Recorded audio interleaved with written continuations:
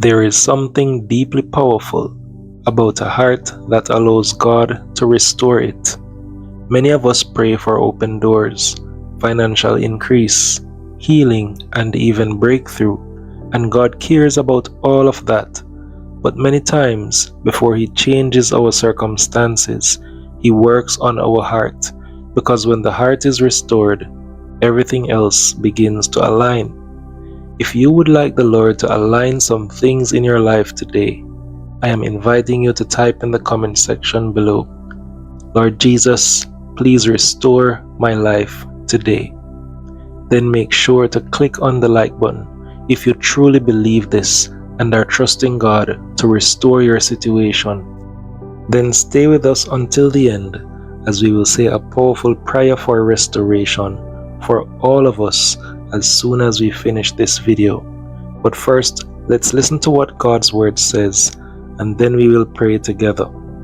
Psalm 51 and verse 10 reminds us, "Create in me a clean heart, O God, and renew a right spirit within me." David understood something that we all must learn. A renewed spirit is more valuable than a changed situation. You can have success with a wounded heart. You can have influence with a hardened spirit. But friends, you cannot walk in sustained peace without inner restoration. So instead of only praying and saying, "Lord, fix my situation," begin by saying, "Lord, fix my heart in this situation." When someone hurts you, don't just pray for justice, pray for a clean heart, because sometimes our own hearts will think about some mean things and the Lord may not be pleased with where it is going. Whenever you feel overlooked, don't just pray for recognition, pray for humility. When frustration rises, don't just pray for relief, pray for renewal. Restoration starts when we invite God inside and not just around us. Hebrews 12 and verse 6, it reminds us, "The Lord disciplines the one He loves." So correction doesn't feel good, but it is one of the clearest signs that God is close. If the Lord was not close to you, He would let you drift. If He were done with you, He would leave you alone. But when you feel that gentle conviction, when your conscience begins to stir after you spoke too harshly, after you acted out of pride, or after you ignored His prompting, that is not rejection, that is relationship. So here is something that you can do. The next time that you feel conviction, don't rush to defend yourself. Don't try to justify it, and don't blame someone else. Just take a pause and say, "Thank you, Lord, for loving me enough to correct me." And the truth is, that simple shift will transform correction from embarrassment to empowerment. Proverbs 3 verses 11 and 12 says, "Do not despise the Lord's discipline, because the Lord disciplines those He loves, as a father the son He delights in." So the Lord delights in you, even while He is refining you. One of the most powerful prayers in Scripture is found in Psalm 139 verses 23 to 24. It says, "Search me, O God, and know my heart. See if there is any offensive way in me." This is not a casual prayer. That is a courageous prayer. Because when you ask the Lord to search you, He will show you attitudes that you did not realize were forming. He will show you motives that need purification. He will show you old wounds that need to be healed. And He will show you pride that needs to be surrendered. So you ask the question, how do we apply this practically? Make it a daily habit. Before you begin your day, start by saying a quick prayer. You can say, "Lord, if anything is in me today that is not aligned with you, show me quickly and correct me gently." This keeps your heart tender. It prevents small issues from becoming strongholds. Now, conviction will lead you to freedom instead of fear. Romans 8 verse 1 tells us, "There is now no condemnation for those who are in Christ Jesus." Condemnation will say, "You failed, you are hopeless," but conviction will say, "You are better than this, so come higher." The Holy Spirit corrects with hope attached, and if you feel crushed, worthless, or just defeated on any given day, that is not God. If you feel challenged but hopeful, that is Him.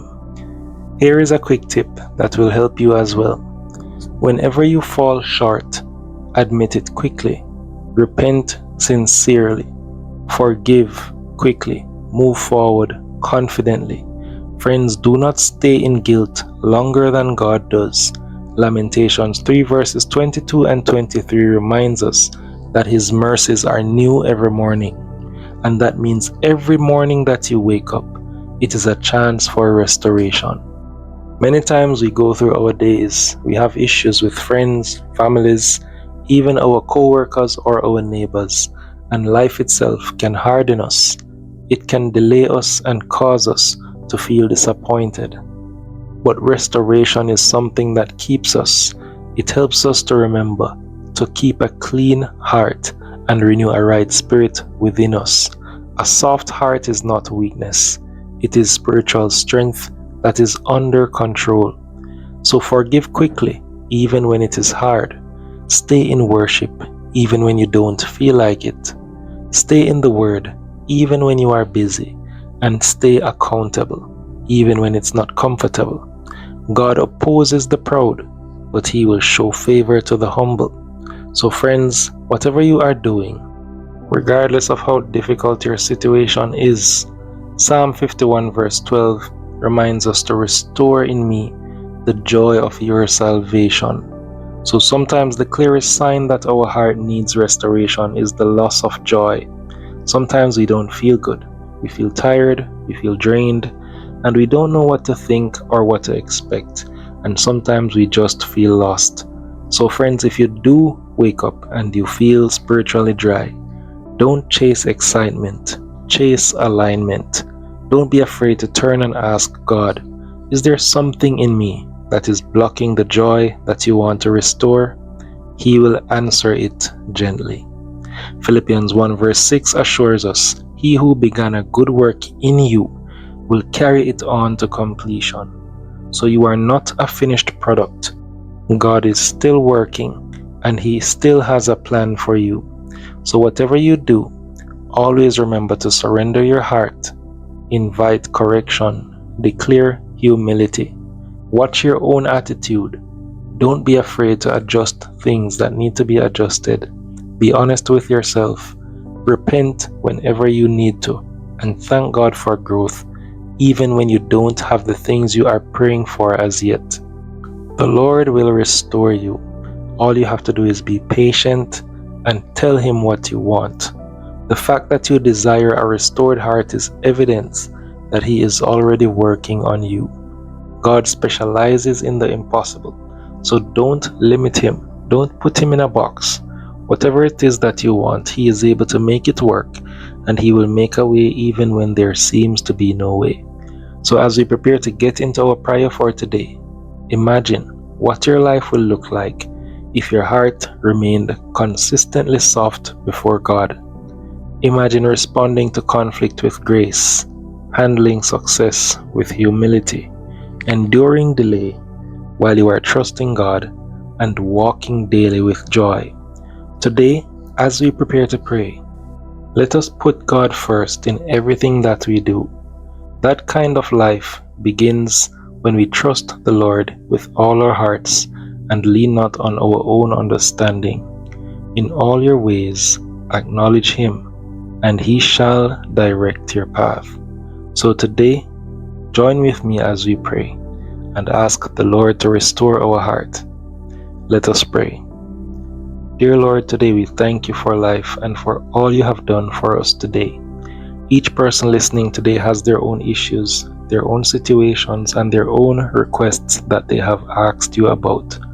We want to ask You to forgive us of all our sins today. Wherever we are in the world, You understand the difficulties that we face, and I know you hear the prayers that we send up sometimes. Lord, we ask you today to restore our heart. We ask you to correct us when we are wrong. Soften us when we grow too difficult and we grow too prideful. Refine us without crushing us, and shape us into someone who reflects you. When people look at us, when we speak, wherever we go, and how we deal with people. Lord, we ask you today to restore us, bless us, guide us as we go to work, school, and to our different businesses. Whatever we do today, we ask you to go before us. Help us to see your face in our finances, in our health, in our relationships, in whatever it is that we are struggling with. Help us to remember that he who began a good work in us is faithful to complete it.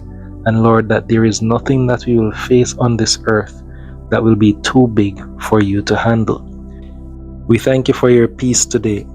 We thank you for your restoration. We thank you for discernment, and we thank you for joy. Because when you restore our heart, we know that you transform our life. And the most powerful transformation is not outward success, but inward renewal that no circumstance can shake. We thank you, Lord, for your word. We thank you for each person that is listening, and we pray that you will guide us and help us to experience a breakthrough in our situation today, this week, and this month. In Jesus' name we pray. Amen. If you made it to the end and were blessed by this message, feel led in your heart to give back to us. You can do so by clicking on that link in the description below. Please also remember to subscribe to the channel. It truly helps us out, and share this message with a friend or anyone that you feel could use a positive word today. Thanks again for listening, and I hope you have a blessed rest of your day.